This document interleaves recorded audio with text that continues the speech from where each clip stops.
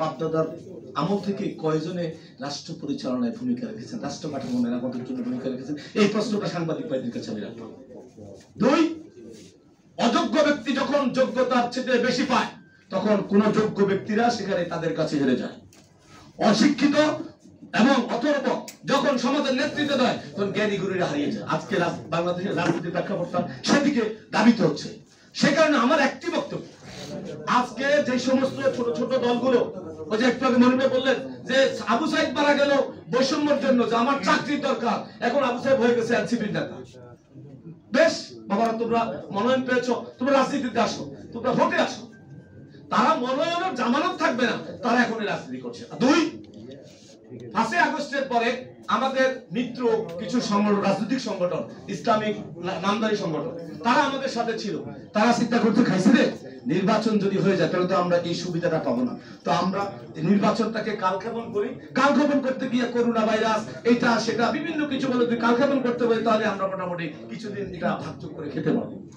আর এই দেশ এবং জাতির যে কত ক্ষতি হয়ে যাচ্ছে গণতান্ত্রিক জবাবদিহিতামূলক সরকার না থাকার কারণে, সেটা কিন্তু উপলব্ধি করছেন না। সে কারণে আমি সাংবাদিক ভাইদের মাধ্যমে, আমাদের নেতৃবৃন্দের মাধ্যমে একটা জিনিস মজবুত করতে চাই। আজকে যারা পিআর পদ্ধতি এটা সেটা এবং বিভিন্ন সংগঠনকে একত্রিত করে, সর্বশেষ কথা, গত কয়েকদিন আগে আমাদের সরমানের ফজলুল করিম সাহেব একটা প্রোগ্রাম করেছিলেন, সেখানে আমি জামাতের নেতৃবৃন্দ, আমাদের বৈষম্য ছোট ভাইরা ভাতিজারাও সেখানে ছিলেন।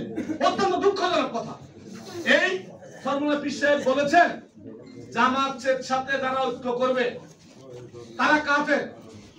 জামাতকে ইসলামী দল ঘোষণা করা যায় না। কিরে ভাই, কিরে ভাই, কি হলো? এখন আবার জামাত ইসলামকে কোলে নিয়ে চুমুও খাচ্ছেন আপনারা। তাহলে ইসলাম, কোরআন এবং সুন্নাত তো কাউকে কাফের বললে তো তাকে মুসলমান বলার সুযোগ নাই, কাউকে মুনাফিক বললে তো আবার তাকে মুসলমান বলার সুযোগ নাই। তাহলে আপনারা কোন চরিত্রে আছেন? আপনাদের ক্ষমতা অনেক বেশি আপনাদের মাঝে। সেই কারণে আমরা এই সমস্ত, এই যারা আমার মতো অনেকে দাড়ি পাগড়ি টুপি নিয়ে আমরা এই ইসলামের দাবিদার বলে রাষ্ট্র ক্ষমতায় চলে আসছি, এটা হলো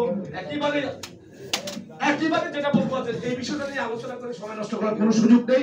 এদেশে গণতন্ত্রের মাধ্যমে নির্বাচন হবে এবং আমরা এই অন্তর্বর্তীকালীন সরকার দিয়েছি, উনি দেশের জনগণের ম্যান্ডেট বুঝে গণতান্ত্রিক প্রক্রিয়ায় নির্বাচনের ব্যবস্থা করবেন এই আশাবাদ ব্যক্ত করে আমি আজকের এই আলোচনা সমাপ্ত করছি।